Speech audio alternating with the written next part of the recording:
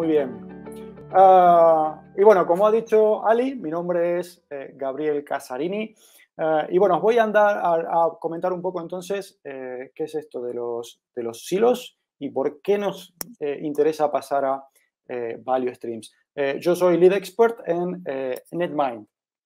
Entonces, básicamente, ¿qué son los silos? ¿Sí? Cuando miramos adentro de las organizaciones, nos encontramos con estas estructuras así organizacionales, sobre todo en las organizaciones y en las empresas, sobre todo las más tradicionales. Y entonces vemos estos silos que ocurren cuando, precisamente como pongo ahí, tenemos estos grupos de personas, estos departamentos, estas áreas, que de alguna manera trabajan de forma un poco hermética, un poco aisladamente, ¿sí? Y entonces no comparten información, conocimientos o resultados, ¿sí? La razón por la cual tenemos los silos es que realmente provienen de una forma de trabajar que corresponde tal vez a otra época en la cual teníamos muchísima más estabilidad y entonces el énfasis, el foco se ponía en precisamente optimizar el uso de los recursos en un contexto estable. Y entonces lo más eficiente, lo mejor en ese momento, en ese contexto, era precisamente agrupar a las personas en silos funcionales. Pero claro, con todo este cambio y con todo este contexto tan volátil que tenemos, sobre todo de transformación en las empresas con la digitalización, ese panorama tan estable ya no nos vale más. Y entonces, claro, estos silos de alguna manera se han convertido en una suerte de jaulas que impiden precisamente ese flujo de valor, ¿sí? El problema que tenemos con los silos es que, claro, con los silos nos da la impresión de que estuviéramos como trabajando en mundos paralelos, ¿no? Sabemos que los otros silos también existen, coexistimos con ellos, pero no interactuamos directamente. Y en Oye, muchos casos, perdona, Gabriel, sí, perdona, te interrumpo. No estás compartiendo pantalla. ¡hala! Vale, pues comparto ahora. Perdón. Nada, nada, no pasa nada. Vale, pues no me he dado cuenta. Vale, aquí, pues no me he dado cuenta. Vale,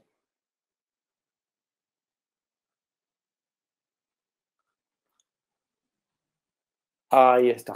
Pero bueno, no había avanzado mucho, era solamente esta diapositiva. Creo que sale ahora, ¿verdad, Ali? Se ve, creo.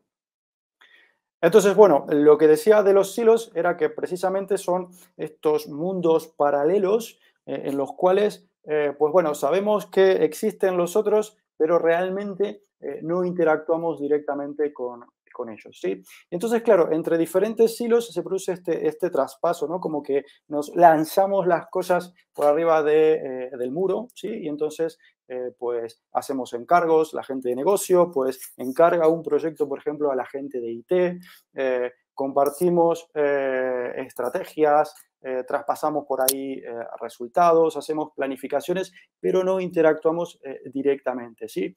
Fijaos que esto de alguna forma también va a contracorriente de eso que tenemos recogido en el manifiesto ágil, ni más ni menos que es el primer valor, que dice que para ser ágiles lo que tenemos que tratar de potenciar y de favorecer es la interacción directa con las personas. Y en ese sentido, claro, los silos de alguna manera nos obligan a estar subordinados ahí a los procesos y a las herramientas, ¿sí? Porque la interacción entre silos ocurre muchísimas veces a través de herramientas, ¿sí? Y bueno, de todas formas, fijaos, también tenemos, por un lado, los equipos cross-funcionales y DevOps, ¿sí? Y entonces, claro, muchos de estos silos internamente realmente son cross-funcionales. ¿Dónde está fallando ahí la agilidad? ¿Sí? Si esas son cosas que precisamente nos ha dado la agilidad, ¿sí? Pues el problema de todos estos silos, ¿sí? Es que son optimizaciones locales, ¿sí? Lo vemos, por ejemplo, con los equipos de desarrollo que implementan, por ejemplo, Scrum o Kanban, ¿sí? Están optimizados localmente. Y lo mismo también con DevOps. Pero el problema que tenemos que resolver aquí tiene que ver con optimizar todo ese flujo de valor, ¿sí? Entonces, estas optimizaciones locales, estos equipos que efectivamente son cross-funcionales, al final nos terminan convirtiendo en una organización que lo único que tiene son silos cross-funcionales, ¿sí? Pero que no interactúan todavía entre sí. Entonces, ¿cuál es el problema realmente de los silos? Pues básicamente es que se interponen precisamente en la generación de ese valor, porque claro, todo lo que medimos sigue siendo local. Las decisiones, las planificaciones, la comunicación está especialmente optimizada para, ¿sí? El espacio del silo. Y lo mismo también, por ejemplo, con los objetivos, ¿sí? Entonces, lo que es más complicado aquí de gestionar es precisamente ese handoff, ese handover, como decía ayer Manuel, ¿sí? Manuel decía que precisamente el handover mata, ¿sí? El flujo de valor, pues esto es precisamente lo que nos ocurre con los silos, ¿sí? Y claro, esto genera, por supuesto, muchísima frustración por la falta de colaboración, ¿sí? Estos problemas en general se manifiestan como demoras, como retrasos que impactan muy negativamente en nuestros clientes, ¿sí? En los clientes que están de alguna forma al final de toda esa cadena esperando un resultado, una resolución de un problema o algún tipo de beneficio, ¿sí? Entonces, el problema con los silos es que los equipos que están dentro no tienen entonces esa habilidad, ¿sí? Esa visibilidad. Y claro, lo que necesitamos, que es lo que no nos dan los silos, es esa visión un poco sistémica, dar un paso más atrás y tener esa visión end-to-end de alguna manera, ¿sí? Para darnos cuenta de que el valor de toda esa cadena reside no en las optimizaciones locales, sino más bien precisamente en las interacciones entre las diferentes partes de esos sistemas, ¿sí? Para los que somos técnicos, estaríamos tratando de hablar de alguna manera de las APIs, ¿sí? Entre los diferentes componentes de nuestro sistema. Ahí es donde tenemos que mirar para optimizar precisamente esa cadena completa de valor. Esto está muy relacionado con lo que comentaba antes también Dominica cuando hablaba de estas flow metrics, ¿sí? Esas flow metrics que de alguna manera son métricas que nos permiten medir cómo fluye todo ese valor. Y bueno, la solución para este problema de los silos, para esta falta de visibilidad, para poder optimizar toda esa cadena de valor, viene de la mano de los value streams, ¿sí? Y bueno, ¿qué es entonces Value Stream Management? Pues Value Stream Management es básicamente esta visión sistémica que yo comentaba antes. Es esta combinación de personas, de actividades y también, por supuesto, de tecnología para tratar de mapear, optimizar, visualizar y también gestionar, ¿sí? Con políticas muy explícitas todo ese flujo de valor. Estos conceptos de Value Stream Management realmente no son recientes, ¿sí? Esto nació en los años 50 del siglo pasado en Toyota, ¿sí? Con el Toyota Production System, y estos son conceptos que se aplicaban inicialmente en la optimización de los procesos de fabricación de los coches. O sea que todo esto tiene su origen en el sector de la manufacturación. Pero luego, con el tiempo, todas estas cosas se fueron extendiendo. Seguramente os suena lo del Lean Manufacturing, está también inspirado ahí. Y con el tiempo, más recientemente, pues todo esto se ha empezado a aplicar de alguna manera, todos estos conceptos, a otros sectores, como por ejemplo la tecnología y la transformación digital, ¿sí? Y bueno, teniendo la definición de un value, de lo que es Value Stream Management, entonces, ¿qué es un Value Stream? Y bueno, un Value Stream es básicamente una cadena, una secuencia de actividades que de alguna manera producen y entregan valor a los clientes, ¿sí? En nuestro caso, todas esas cosas se manifiestan, por ejemplo, a través de productos o de servicios.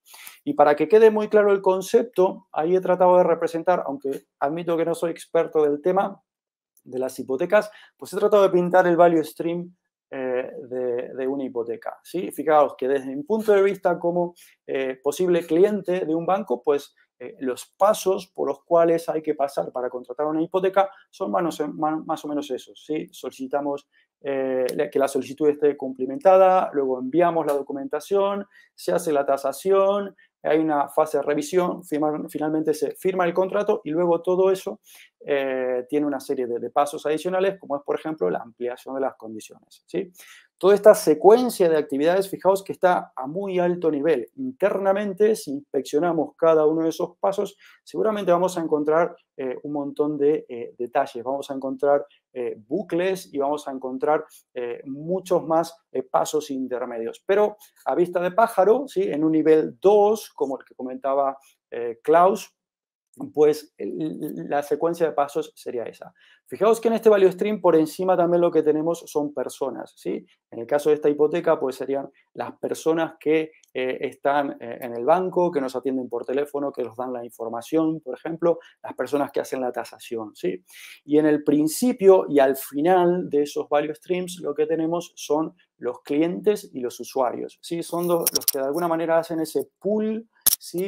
De ese value stream para iniciar esa cadena de actividades y son también los receptores finales de esos beneficios o de esa entrega de valor. Y bueno, claro, esto no es un proyecto, esto no es algo que empiece y que termina, sino realmente es un ciclo, ¿sí? Que se repite pues indefinidamente, ¿sí? Porque aquí lo que queremos es tener a estos equipos estables trabajando de forma continua, ¿sí? Con esta orientación a productos en lugar de tener una orientación a proyectos, ¿sí? Entonces, si seguimos avanzando, aquí tenemos otro value stream, ¿sí? El value stream anterior era un value stream de negocio, ¿sí? Esto en SAFe, por ejemplo, es lo que se denomina un value stream operacional. La gente de Design Thinking dirá que esto, por ejemplo, también es un Customer Journey, ¿sí? Es otra forma de abordar los value streams de negocio. Pero bueno, en un nivel un poco más técnico también podríamos hablar de value streams de desarrollo de software, por ejemplo, ¿sí? Fijaos que aquí también tenemos pintadas las diferentes etapas desde la ideación de un producto o de un concepto hasta la fase final de soporte, pero en definitiva es la misma idea, ¿sí? Tenemos un equipo de personas que interactúan directamente entre ellas, una serie de pasos, de actividades que ocurren y también al principio y al final tenemos a los clientes y a los usuarios, ¿sí? Entonces, estos conceptos se aplican especialmente bien para el desarrollo de software, un poco conectando con las métricas que antes también mencionaba Dominica. Si vamos un paso más lejos, entonces lo que podemos hacer es añadir todavía a esos value streams que tenían ya secuencias de actividades o pasos y personas, podemos añadirles un elemento más, que son las herramientas, las plataformas, las cosas sobre las cuales se apoyan, ¿sí? En este caso, por ejemplo, de la hipoteca, de la contratación de la hipoteca, pues podríamos tener ahí un CRM, aplicaciones internas del banco para gestionar la firma de los documentos, etcétera, etcétera, etcétera, ¿sí? Entonces, claro, estos value streams, en la medida que las organizaciones ya están ofreciendo servicios y productos, realmente ya existen, ¿sí? Los value streams, o al menos para empezar a trabajar con todo esto, no tenemos que diseñarlos, ¿sí? Porque ya están ahí, ¿sí? Las empresas ya tienen estos flujos de valor. El problema es que, claro, están por ahí un poco ocultos entre un montón de silos. Y entonces lo que tenemos que hacer es precisamente visualizarlos, darles visibilidad, descubrirlos y luego sí podemos empezar a optimizarlos, ¿sí? Esa es de alguna forma la manera de empezar a poner todo esto en marcha. Si damos un paso más lejos, entonces nos damos cuenta, ¿sí? Que estos value streams no son lineales. Ojalá fueran lineales, porque entonces sería súper fácil. En realidad, ¿sí? Los value streams forman dentro de una organización toda una red de value streams que son interdependientes entre sí y que de alguna manera están interrelacionados, ¿sí? En el caso de la hipoteca, otra vez, pues podría ocurrir, por ejemplo, que el proceso de validación de las condiciones o de los detalles de la hipoteca o el proceso de tasación, por ejemplo, sí, que todo eso en sí forma un value stream que involucra a otro equipo y que tiene su propio ciclo de de vida y sus propias etapas, ¿sí? Y lo mismo aplica especialmente también para los value streams, que están formados por esas herramientas y esas plataformas que apoyan a los procesos de negocio, ¿sí? Internamente, por detrás, lo que vemos son, por ejemplo, a los equipos de desarrollo, a los equipos DevOps o a los equipos de operaciones o a la gente de calidad, ¿sí? Cada uno de ellos tiene su propio value streams y, claro, todos estos de alguna manera interaccionan entre sí. Nuestro objetivo ahora es tratar de darles visibilidad, sacarlos de esos silos, ¿sí? Derribar esos silos que tenemos para que todo entonces fluya mucho más rápido, ¿sí? Y entonces, claro, conectando con lo que comentaba antes Dominica, tenemos un montón de cosas para empezar a hacer con los value streams una vez que los tenemos identificados.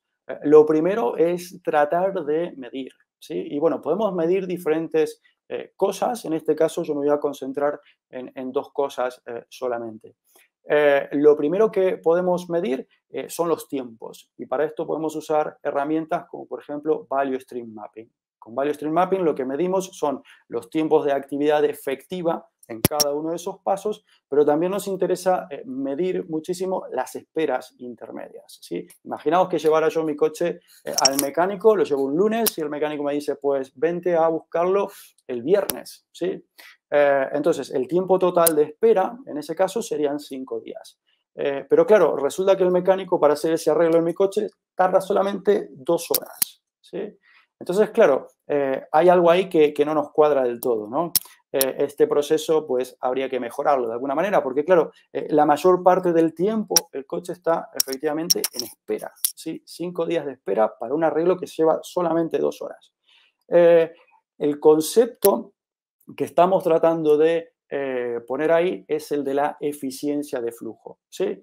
La eficiencia de flujo mide precisamente eso, la relación entre el tiempo de actividad versus el tiempo total, incluidas las esperas. Y en este caso concreto, porque me tomé el trabajo de calcularlo, pues la eficiencia es bajísima, ¿sí? Si tomamos esas 2 horas y las dividimos por 5 días, el total es del 4%. Es una eficiencia bajísima, ¿sí? Entonces, tendríamos que ver de qué forma, ¿sí?, ese proceso podría podría optimizarse. Y entonces la herramienta que podríamos usar para medir estos tiempos es Value Stream Mapping. En los equipos de desarrollo, estas cosas también, sí, es súper importante poder medirlas. Básicamente, imaginaos, tenemos un equipo de desarrollo que corrige una incidencia y eso les lleva un par de horas, pero luego dependen de otro equipo, la gente de operaciones, que se encargan, por ejemplo, de hacer el despliegue, y entonces, claro, estos están desbordados o por la razón que fuera, resulta que eso que nosotros tratamos de corregir en 2 horas a toda prisa porque somos súper ágiles y porque estamos optimizados y aplicamos Scrum y todo, ¿sí? Luego resulta que está, imaginaos, no sé, un mes entero en espera, ¿sí? Porque la gente de desarrollo hace despliegues una vez por mes. Claro, ahí otra vez la eficiencia de flujo es bajísima, ¿sí? Y claro, como decía Klaus el otro día, lo que teníamos que hacer en este caso para poder resolver ese problema es o bien mirarlo desde arriba, con un nivel 2 de flight levels, o bien dar un paso atrás, ¿sí? Pero ver que efectivamente en toda esa secuencia de pasos, ¿sí?, hay una eficiencia de flujo realmente muy baja. ¿Cuál es la eficiencia, el nivel de eficiencia aceptable para un equipo de desarrollo? Bueno, la respuesta la daba Dominica antes. Ella hablaba de un 15, 20 y como mucho decía un 25%. Fijaos que son valores que no suenan demasiado altos, pero son realmente los valores aceptables para los equipos de desarrollo, ¿sí? Una eficiencia que esté por debajo de eso, pues significa que tendríamos que ajustar algunas cosillas. Y una eficiencia que sea muy alta, del 70, del 80%, pues probablemente significa que tengamos que observar un poco más en detalle, ¿sí?, esas actividades que tiene nuestro flujo, porque seguramente hay algunas esperas ahí que quedan camufladas como tiempos de actividad, cuando realmente son bloqueos por dependencias o esperas, ¿sí?, porque alguien tiene que intervenir y estamos esperando, ¿sí? Entonces, estas cosas son las que descubrimos aplicando estas técnicas, ¿sí? Fijaos que aquí lo que estamos midiendo son los tiempos, ¿sí?, y también la eficiencia de flujo. Otra cosa que nos interesa medir son las cosas, la cantidad de trabajo que fluye por esos value streams, ¿sí? Con los equipos de desarrollo en general, lo que fluye ahí son 4 tipos de cosas, ¿sí? Podríamos poner en esos value streams features o trabajo orientado a features, es decir, a crear nuevas funcionalidades. El equipo también podría estar invirtiendo su tiempo en corregir problemas, incidencias, errores o bugs. También podríamos invertir tiempo en mejorar la plataforma, ¿sí? Es lo que llamamos deudas, por ejemplo, como por ejemplo la deuda técnica, ¿sí? Y finalmente también los equipos suelen invertir tiempo en los riesgos, ¿sí? En prevenir los riesgos. Y para esto también trabajamos con los requerimientos no funcionales, que realmente son restricciones a tener en cuenta cuando hacemos el diseño y la implementación de las soluciones, ¿sí? Entonces, cuando miramos la cantidad de cosas que fluyen por esos value streams, lo que nos interesa es precisamente no sobrecargar a los equipos, ¿sí? Porque si el nivel de actividad es demasiado, si tenemos demasiadas cosas empezadas, entonces los equipos pierden el foco y entonces lo que se ve impactado ahí es el tiempo de entrega, ¿sí? Existe una correlación entre esas dos cosas. Pero además lo que nos interesa es que esa distribución, esa carga, sea más o menos equilibrada, que los equipos no inviertan solamente su tiempo en entregar nuevos features, nuevas funcionalidades a los clientes, sino que también inviertan un poco de tiempo en hacer correcciones de incidencias, por ejemplo, y sobre todo también en pagar las deudas, ¿sí? Como por ejemplo la deuda técnica, porque esto también impacta directamente en los tiempos, ¿sí? Y sobre todo de cara a futuro en la propia agilidad de todo ese value stream. Y en la medida que impacta en la agilidad de todo ese value stream, también impacta en la business agility a nivel un poco más organizacional, ¿sí? Resumiendo un poco lo que he contado hasta ahora, pues básicamente hemos visto que los silos entonces se interponen, ¿sí? en ese flujo de valor y que las optimizaciones locales en muchos casos impactan muy poquito y en algún caso incluso pueden tener impacto negativo en esa cadena completa, ¿sí? en esos value streams. Y en que entonces una de las técnicas que podemos usar para obtener esta visión sistémica es Value Stream Management, ¿sí? Value Stream Management, otra vez, es un concepto que, bueno, ya lleva mucho tiempo en todo esto. Empezó con el Toyota Production System, pero más recientemente se está empezando a aplicar en los equipos de desarrollo y en las transformaciones digitales y en las empresas tecnológicas, ¿sí? El foco con los value stream vuelve a estar en los clientes y entonces nuestro foco cuando medimos cosas es directamente tratar de ver cuál es el outcome, ¿sí? No nos importa tanto medir el nivel de actividad de los equipos, sino medir más bien los resultados, el impacto que tenemos sobre el cliente, ¿sí? De qué forma estamos ayudando al cliente en la satisfacción de sus necesidades y también en los resultados de negocio. Ese es el foco con estas optimizaciones que tratamos de hacer. Y bueno, por supuesto, una buena parte de todo esto pasa por medir, ¿sí? Como decíamos antes, por medir cómo discurre ese trabajo por esas cadenas de valor y también, en la medida de lo posible, el impacto que todo eso tiene, ¿sí? Medimos ahí diferentes cosas, como por ejemplo la cantidad de trabajo, ¿sí? La distribución de ese trabajo dentro de esos flujos de valor y, por supuesto, también los tiempos, ¿sí? Una vez que tenemos métricas, pues claro, podemos empezar a optimizar, podemos empezar a detectar dónde podemos ver atascos, bloqueos, demoras, ¿sí? Meter límites en la cantidad de cosas que hacen los equipos, ¿sí?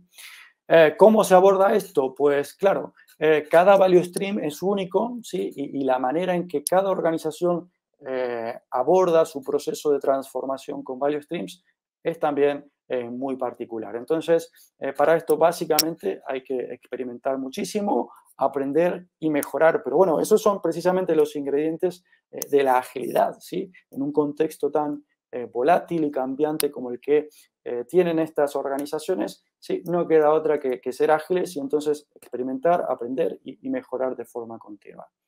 Y en la medida que adoptamos todas estas cosas y las vamos aplicando, midiendo, aprendiendo y mejorando, pues entonces lo que vamos a lograr acelerar en definitiva ahí es la toma de decisiones. Vamos a lograr que todos los actores, todos los stakeholders estén muchísimo más alineados y sobre todo que la ejecución sea también mucho más óptima, ¿sí? En definitiva, lo que vamos a estar logrando, ¿sí? Es ese objetivo final que era la Business Agility. Y bueno, muchas gracias a todos. Espero que os haya gustado la charla. Mi nombre es Gabriel Casarini. Y bueno, ahí tenéis el contacto por si alguno queréis escribirme o hacer algún comentario. Muchas gracias a todos.